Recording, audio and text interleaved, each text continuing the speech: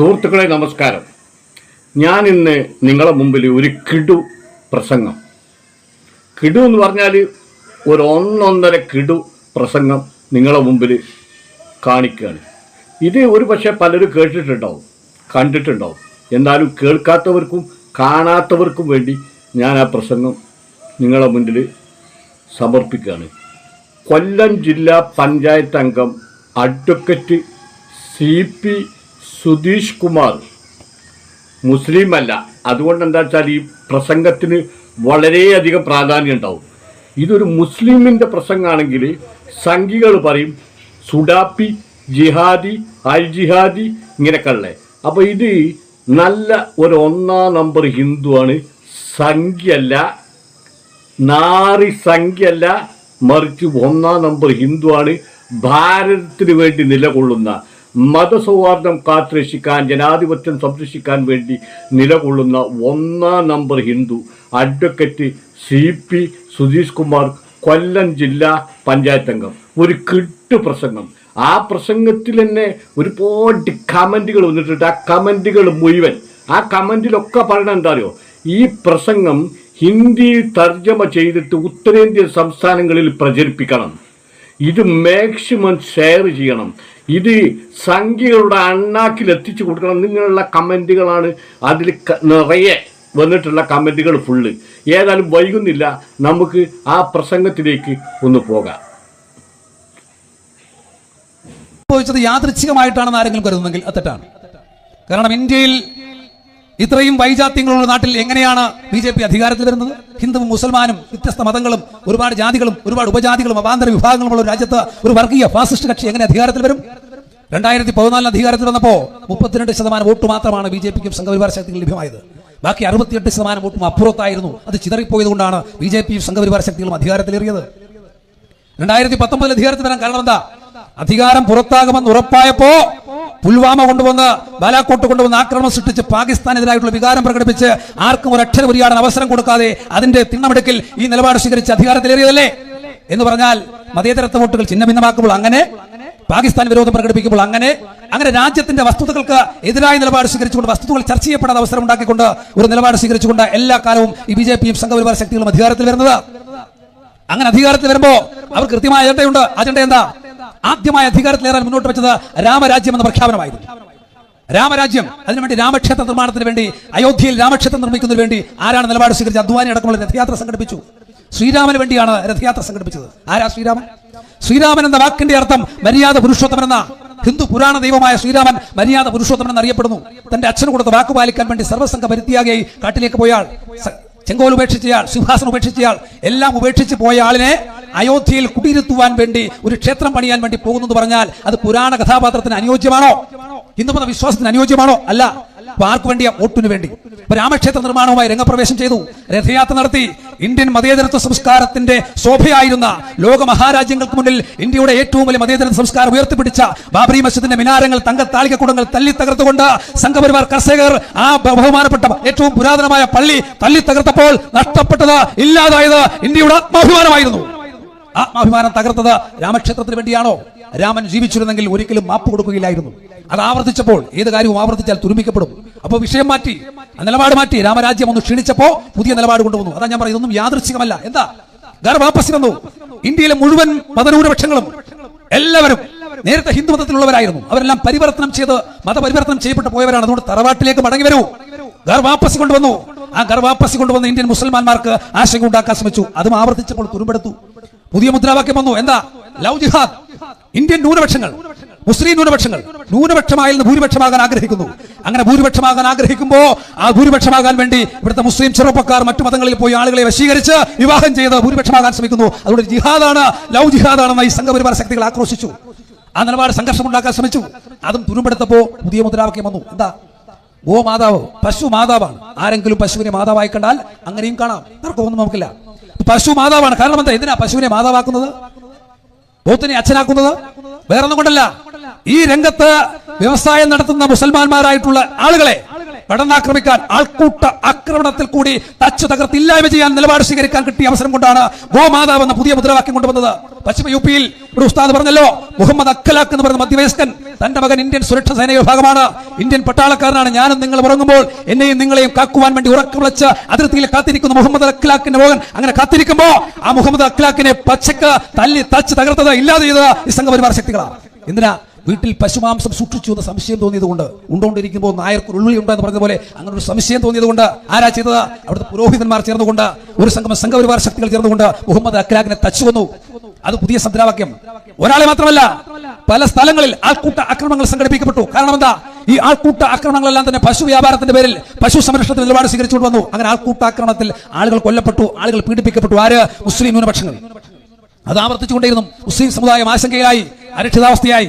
ഇതിനെതിരെ നിലപാട് സ്വീകരിച്ചവർ, ജനാധിപത്യ കഴിവേറ്റം അവസാനിപ്പിക്കുവാൻ വേണ്ടി ഉജ്ജ്വലമായ നിലപാട് സ്വീകരിച്ച സാഹിത്യകാരന്മാർ, ശാസ്ത്ര പ്രതിഭകൾ, സാമൂഹിക പ്രവർത്തകർ, ഗൗരി ലങ്കേഷ്, നരേന്ദ്ര ദബോൾക്കർ, ഗോവിന്ദ പൻസരെ, ഡോക്ടർ എം കൽബുർഗി അടക്കമുള്ളവരെ തച്ചുകൊന്നു. ആര്? വേറെ ആരുമല്ല, ഇന്ത്യൻ ഹിന്ദു വർഗീയവാദികൾ, സംഘപരിവാർ ശക്തികൾ. ഇവർ പറയുന്നത് എന്താ? ഇവർ പറയുന്നത് ഇസ്ലാമിക നിലപാട് സ്വീകരിക്കുന്നവരാണ് രാജ്യത്ത് ഭീകരവാദം ഉണ്ടാക്കുന്നതെന്ന്. ഞാൻ ചോദിച്ചു കൊള്ളട്ടെ, ഇവിടെ ഗൗരി ലങ്കേഷിനെ കൊന്നത് ഇസ്ലാം തീവ്രവാദികളാണോ? ഗോവിന്ദ പൻസരെ കൊന്നത്, നരേന്ദ്ര ദബോൾക്കറെ കൊന്നത്, ഡോക്ടർ എം കൽബുർഗിയെ കൊന്നത് ഹിന്ദു തീവ്രവാദികളല്ലേ? ഹിന്ദു വർഗീയവാദികളല്ലേ? ഇന്ത്യയുടെ പ്രധാനമന്ത്രിക്ക് കമാൻ രക്ഷരമിണ്ടാൻ കഴിഞ്ഞോ? ഈ നിമിഷം വരെ ആ വർഗീയവാദികളെ പിടിച്ച് കൽത്തുറങ്കിലടക്കാൻ നരേന്ദ്രമോദിക്ക് കഴിഞ്ഞോ? ഇല്ല. കാരണം എന്താ? അവരുടെ ആളുകളെ അവർ പിടിക്കില്ല. പിന്നെന്താ പറയുന്നത്? ഇസ്ലാം ഭീകരവാദിയാണ്. ഇന്ത്യയുടെ ഏറ്റവും പ്രധാനപ്പെട്ട പ്രധാനമന്ത്രിയായിരുന്ന ഇന്ത്യയുടെ ഉരുക്കു വനിത ഇന്ദിരാഗാന്ധിയെ കൊന്നത് ഇസ്ലാം തീവ്രവാദികളാണോ? അല്ല. ഇന്ത്യയുടെ ആത്മാവെന്ന് വിശേഷിപ്പിക്കപ്പെടുന്ന ഇന്ത്യയുടെ രാഷ്ട്രപിതാവ് ഗാന്ധിജി തന്റെ പ്രാർത്ഥനാ മന്ദിരത്തിലേക്ക് 49 കിലോഗ്രാം തൂക്കമുള്ള ഗാന്ധിജി 2 സ്ത്രീ സഹോദരിമാരുടെ തോളിൽ തൂങ്ങി പ്രാർത്ഥനാ മന്ദിരത്തിലേക്ക് പോകുമ്പോ ഗോഡ്സെ എന്ന് പറയുന്ന വർഗീയ ഫാസിസ്റ്റ് നേതാവ് വന്ന് തന്റെ മുന്നിലേക്ക് വന്ന്, ഗാന്ധിജിയുടെ മുന്നിലേക്ക് വന്ന് ഒന്ന് വണങ്ങി.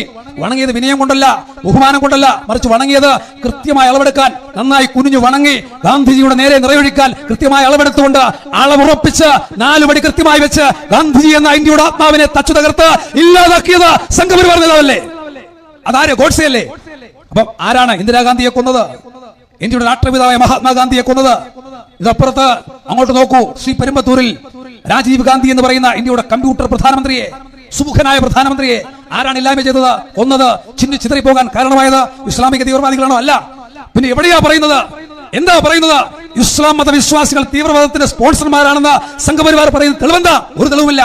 ബാബറി മസ്ജിദ് തല്ലി തകർത്തപ്പോ, ഏറ്റവും പ്രധാനപ്പെട്ട ആരാധനാലയം തകർന്നപ്പോ നെഞ്ചു തകർന്ന ഇന്ത്യൻ മതന്യൂനപക്ഷങ്ങൾ, മുസ്ലിം ന്യൂനപക്ഷങ്ങൾ കേരളത്തിൽ ഏതെങ്കിലും ഒരു ക്ഷേത്രത്തിന് നേരെ ഒരു ചെറിയ കല്ലെടുത്തെറിഞ്ഞോ?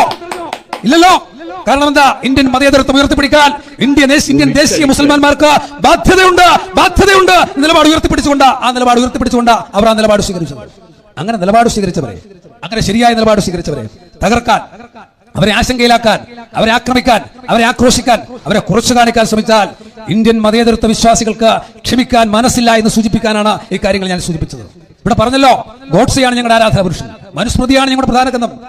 പിതാരക്ഷതി കൗമാരെ ഭർത്തോരക്ഷതി യൗവനെ പുത്രോരക്ഷതി വാർദ്ധക്യ നാസ്ത്രീ സ്വാതന്ത്ര്യം അർഹതി എന്നാ മനുസ്മൃതി പറയുന്നത്. സ്ത്രീകൾക്ക് സ്വാതന്ത്ര്യം പ്രഖ്യാപിക്കുന്നില്ല. താഴെ ജാതിയുള്ളവൻ വേദം കേട്ടാൽ ആ കേൾക്കുന്ന ചെവി ഈയം കൊണ്ട് അടയ്ക്കണം. വേദം പറഞ്ഞാൽ നാ കറുത്തു മുറിച്ച് കളയണം. വിജ്ഞാനം കേൾക്കാൻ, വിജ്ഞാനം പ്രസരിപ്പിക്കാൻ, വിജ്ഞാനം പറയാൻ അവസരമില്ല. അതാണ് മനുസ്മൃതി. ആ മനുസ്മൃതിയാണ് ഞങ്ങളുടെ താത്വിക ഗ്രന്ഥം എന്ന് പറയുന്ന സംഘപരിവാർ ശക്തികൾ. സ്വാതന്ത്ര്യ സമര കാലഘട്ടത്തിൽ ഒരു ചരിത്രത്തിന് താളിൽ പോലും ഇല്ലാതിരുന്നവർ, അവർ എന്താ പറഞ്ഞത്? സവർക്കർ എന്താ? വീര സവർക്കർ എന്നാ പറയുന്നത്. ആർക്കാ വീരൻ? മാപ്പെഴുതി കൊടുത്ത ഷൂ നക്കിയ സവർക്കറെ എങ്ങനെയാ വീര സവർക്കർ എന്ന് വിളിക്കുന്നത്? അദ്ദേഹം പറഞ്ഞു, അകത്ത് കിടക്കുന്ന എന്നേക്കാൾ പ്രയോജനകരമായി ബ്രിട്ടീഷുകാർക്കുള്ളത് പുറത്ത് കിടക്കുന്ന ഞാനാണ്, അതുകൊണ്ട് എന്നെ പുറത്തു വിടൂ. ഞാൻ പുറത്തു വിട്ടാൽ ബ്രിട്ടീഷുകാർ പട്ടാളത്തെ ഞാൻ സഹായിക്കാൻ നിലപാട് സ്വീകരിച്ചയാളാണ് സവർക്കർ. ആ നിലപാട് സ്വീകരിച്ചുകൊണ്ട് പുറത്തു വന്നയാളാ സവർക്കർ. അദ്ദേഹം മാത്രമല്ല, വേറെയും ആളുണ്ട്. വാജ്പേയിയെ കൺപൂർ വെച്ച് പിടിച്ചപ്പോ അദ്ദേഹവും പറഞ്ഞു, മാപ്പെഴുതി കൊടുത്തു, എന്നെ പുറത്തിറക്കൂ. ആ മാപ്പെഴുതി കൊടുത്താൽ പുറത്തിറക്കും. മാപ്പെഴുതി കൊടുത്ത് പുറത്തിറങ്ങിയെന്ന് മാത്രമല്ല, തന്നോടൊപ്പം സമരം ചെയ്ത 300ഓളം സ്വാതന്ത്ര്യ സമര സേനാനികളെ ആ നിലപാട് സ്വീകരിക്കാൻ, അവർക്കെതിരായി വഴികൊടുക്കുവാൻ പോലും വാജ്പേയി തയ്യാറായി എന്നുള്ളത് സംഘപരിവാറിന്റെ ചരിത്രമാണ്.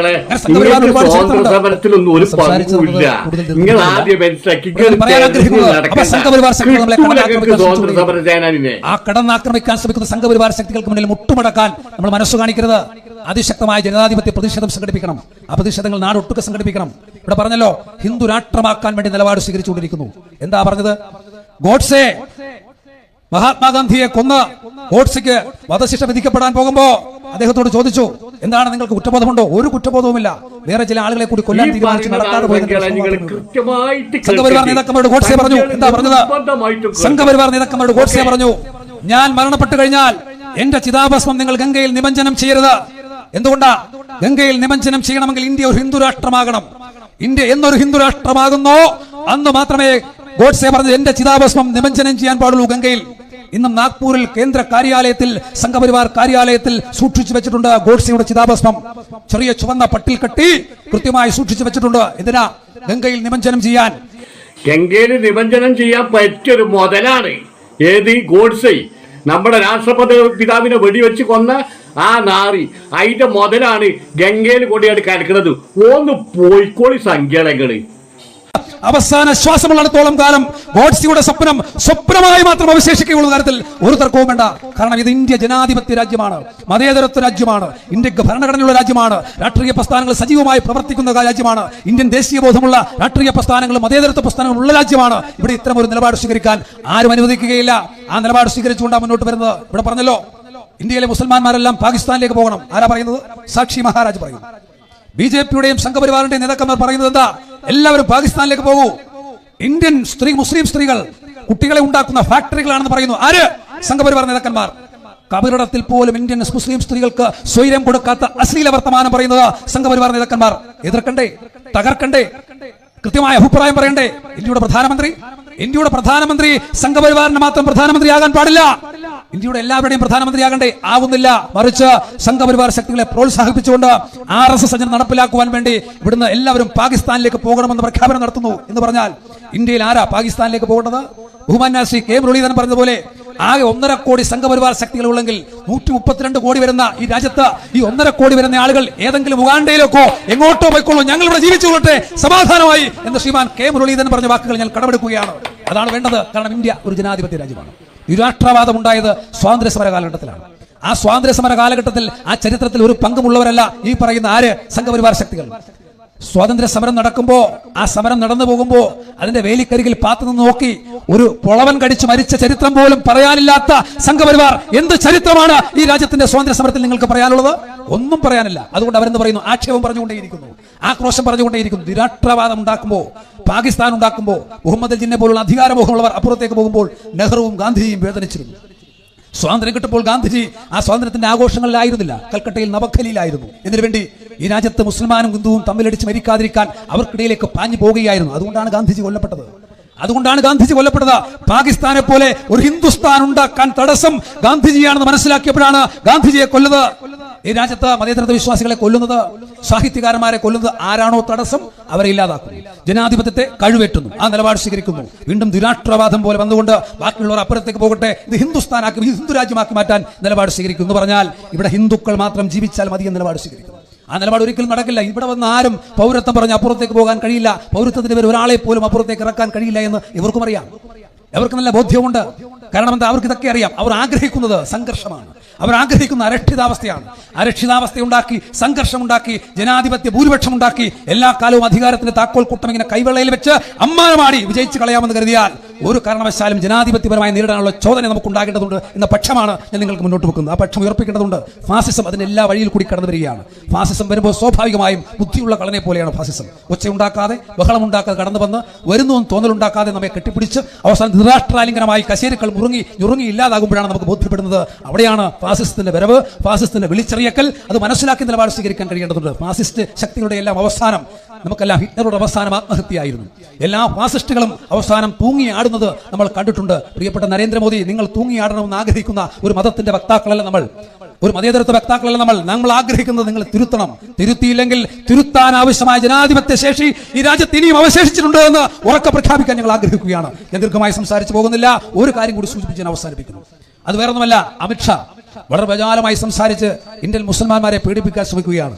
ഇന്ത്യൻ മുസൽമാന്മാർക്ക് അമിത്ഷായെ പേടിയാണെന്നാണ് അദ്ദേഹത്തിന്റെ ധാരണ. തെറ്റായ ധാരണയാണ്. കപിൽ സിബൽ എന്ന അഭിഭാഷക ശ്രേഷ്ഠൻ രാജ്യസഭയിൽ പറഞ്ഞു, മിസ്റ്റർ അമിത്ഷാ, ഇന്ത്യയിലെ ഒരു മുസ്ലിം ന്യൂനപക്ഷത്തിനും നിങ്ങളെ ഭയമില്ല, അങ്ങനെ ഭയക്കുന്ന ഒരു പാരമ്പര്യമല്ല അവർക്കുള്ളത്. വാര്യംകുന്നത്ത് കുഞ്ഞഹമ്മദ് ഹാജിയുടെ രക്തം സിരകളിൽ ഓടുന്ന ഇന്ത്യൻ മുസൽമാന്മാർക്ക് അമിത്ഷായല്ല, അമിത്ഷായുടെ അച്ഛൻ മുത്തുപ്പട്ട് വന്നാലും വിഷമിക്കില്ല, ഭയക്കില്ല എന്ന് കപിൽ സിബൽ പ്രഖ്യാപിച്ചു. ആ പ്രഖ്യാപനം ഏറ്റെടുത്തുകൊണ്ട് പറയാൻ ഞാൻ ആഗ്രഹിക്കുകയാണ്. അദ്ദേഹം ആരാണെന്ന് നമുക്കറിയാം. സുഹാബുദ്ദീൻ ഷെയ്ഖ് എന്ന് പറയുന്ന ഒരു ആളെ, ഒരു മുസൽമാനെ ലഷ്കർ തോയ്ബയുടെ ആളാണെന്ന് പറഞ്ഞ് 21 പോലീസ് ഉദ്യോഗസ്ഥന്മാർ വളഞ്ഞു നിന്ന് ആക്രമിച്ച് 2005 ഗുജറാത്തിൽ കൊന്നു. അന്ന് വൈകിട്ട് തന്നെ അദ്ദേഹത്തിന്റെ ഭാര്യയും മരിച്ചു. കൃത്യം 1 വർഷം കഴിയുമ്പോൾ അതിന് സാക്ഷിയായ ആൾ മരിച്ചു. സ്വാഭാവികമായും കുറ്റമുണ്ടായി, കുറ്റപത്രമുണ്ടായി. അമിത്ഷാ പ്രതിയായി. അമിത്ഷായെ 3 മാസത്തേക്ക് റിമാൻഡ് ചെയ്തു. പ്രത്യേക CBI കോടതി വിചാരണ ചെയ്തു. ആ CBI കോടതി കൃത്യമായി അമിത്ഷായെ പുറത്തുവിട്ടു. സുപ്രീം കോടതിയിൽ അപ്പീൽ പോയി ജസ്റ്റിസ് ലോധ എന്ന് പറയുന്ന ബഹുമാനപ്പെട്ട ജഡ്ജ് അദ്ദേഹം പറഞ്ഞു, എന്നെ ഒരു ഹൈക്കോടതി ജഡ്ജി അടക്കം എന്നെ സ്വാധീനിക്കാൻ ശ്രമിക്കുന്നു, അമിത്ഷായെ വെറുതെ വിടാൻ വേണ്ടി, അമിത്ഷായെ വെറുതെ വിടാൻ എന്നെ സ്വാധീനിക്കാൻ ശ്രമിക്കുന്നു. അങ്ങനെ പറഞ്ഞ് ജസ്റ്റിസ് ലോധ ദുരൂഹ സാഹചര്യത്തിൽ മരണപ്പെട്ടു. അദ്ദേഹത്തിന്റെ മകൻ പരാതി കൊടുത്തു, ഒന്നും എത്തിയില്ല എന്ന് പറഞ്ഞാൽ അമിത്ഷാ കുറ്റവിമുക്തനാക്കപ്പെടാൻ പോകുന്നു. ജസ്റ്റിസ് പി സദാശിവം പിന്നീട് ജഡ്ജിയായി വരുന്നു. ആ സദാശിവം അമിത്ഷായെ കുറ്റവിമുക്തനാക്കുന്നു. ജസ്റ്റിസ് പി സദാശിവം പിന്നീട് കേരളത്തിൽ റിട്ടയർ ചെയ്തപ്പോൾ കേരളത്തിന്റെ ഗവർണറായി വരുന്നു. എന്ന് പറഞ്ഞാൽ നിങ്ങൾ പാഴൂർ പടിക്കൽ പോയി കബഡി നിരത്തി പ്രശ്നം വെച്ച് നോക്കേണ്ട കാര്യമൊന്നുമില്ല. എങ്ങനെയാണ് അമിത്ഷാ രക്ഷപ്പെട്ടതെന്ന് മനസ്സിലാക്കാൻ വേറെ എങ്ങും പോകേണ്ടതില്ല. ഇങ്ങനെ രക്ഷപ്പെട്ട് ആളുകളെ സ്വാധീനിച്ച് ഇന്ത്യൻ ജനാധിപത്യത്തിന്റെ അമരത്ത് കയറിയിരുന്ന് നമ്മളെ കൊഞ്ഞണം കുത്തി കാണിക്കാൻ ശ്രമിച്ചാൽ അതിശക്തമായ തിരിച്ചടി ഇന്ത്യൻ രാജ്യത്തുണ്ടാകുമെന്ന് നിങ്ങൾ തിരിച്ചറിയുക എന്ന് മാത്രമാണ് എനിക്ക് സൂചിപ്പിക്കാനുള്ളത്. ഈ രാജ്യത്ത് നേരത്തെ ഉസ്താദ് പറഞ്ഞതുപോലെ ഒരുപാട് ദേശസ്നേഹികളുടെ, ആബിദ് ഹസൻ സഫറാനിയുടെ, ഹസ്രത് മൊഹാനിയുടെ, അതുപോലെയുള്ള മുഹമ്മദ് ഇക്ബാലിന്റെ അടക്കമുള്ള ഒരുപാട്, യൂസഫ് മെഹർ അലിയുടെ അടക്കമുള്ള ഒരുപാട് രക്തസാക്ഷിത്വങ്ങളുടെ, മഹത് വ്യക്തിത്വങ്ങളുടെ ചേതനയും ചോദനയും വീണ്ടെടുത്ത ഒരു രാജ്യമാണ് നമ്മുടേതെന്ന് വിസ്മരിക്കാതെ, ഇന്ത്യൻ മുസൽമാന്മാരുടെ പേര് കേട്ടാൽ ഇന്ത്യൻ സ്വാതന്ത്ര്യ സമരത്തിലെ തീക്കനലായിരുന്നു ബോധ്യപ്പെട്ടുകൊണ്ട് ഇന്ത്യ ഗേറ്റിൽ എഴുതപ്പെട്ട 95,300 രക്തസാക്ഷികളിൽ 65,000-ലധികം പേരും ഇന്ത്യൻ മുസൽമാന്മാരുടെ പേരായിരുന്നു എന്ന് തിരിച്ചറിയപ്പെടുമ്പോൾ ഇന്ത്യൻ ദേശീയ മുസ്ലിങ്ങൾ ഇന്ത്യൻ സ്വാതന്ത്ര്യ സമരത്തിൽ വഹിച്ച പങ്കിനെ ആർക്കും വിസ്മരിക്കാൻ കഴിയില്ല. നിസ്തുലമായ പങ്കായിരുന്നു. ആ പങ്കറിയണമെങ്കിൽ നിങ്ങൾ ചവിട്ടി നിൽക്കുന്ന മണ്ണെടുത്ത് നന്നായി മണപ്പിച്ച് നോക്കിയാൽ ഇന്ത്യൻ മുസൽമാന്റെ രക്തസാക്ഷിത്വത്തിന്റെ മണമുണ്ടാകും. ആ മണമറിയണമെങ്കിൽ മൂക്ക് തുറന്നില്ലെങ്കിൽ നന്നായി മൂക്ക് തുളച്ചു നോക്കൂ. അമിത്ഷാ, നിങ്ങൾക്ക് ആ മണമുണ്ടായില്ലെങ്കിൽ കൃത്യമായി നിങ്ങളുടെ മൂക്ക് തുളച്ച് മണമുണ്ടാക്കാൻ ആവശ്യമായ നാസാരന്ധ്രത്തേക്ക് ഈ ഗന്ധം ഇടിച്ചു കെട്ടാൻ ആവശ്യമായ ആജ്ഞാശക്തിയും സംഘശേഷിയും ഇന്ത്യൻ മതേതരത്വ വിശ്വാസികൾക്കുണ്ട് എന്ന് മാത്രം പ്രഖ്യാപിച്ചുകൊണ്ട് ഇവിടെ തടിച്ചുകൂടിയ മുഴുവൻ മതേതരത്വ വിശ്വാസികളെയും RSPക്ക് വേണ്ടി അഭിവാദ്യം ചെയ്തുകൊണ്ട് എന്റെ വാക്കുകൾ അവസാനിപ്പിക്കുന്നു. നിങ്ങൾക്ക് അഭിവാദനങ്ങൾ.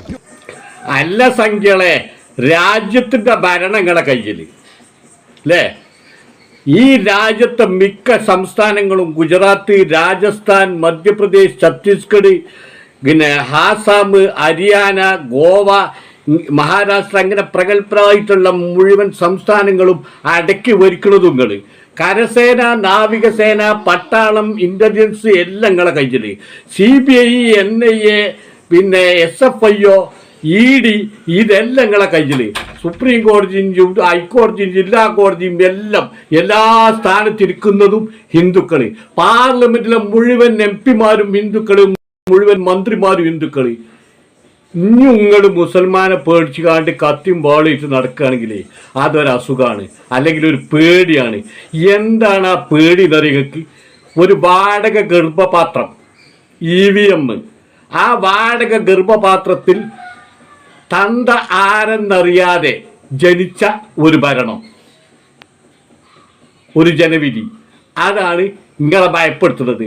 ആ ഭരണം അങ്ങനെ നിലനിൽക്കുമ്പോൾ നിങ്ങൾക്ക് ഭയപ്പാടുണ്ടാവും. ഇത് അട്ടിമറിക്കപ്പെടുമോ?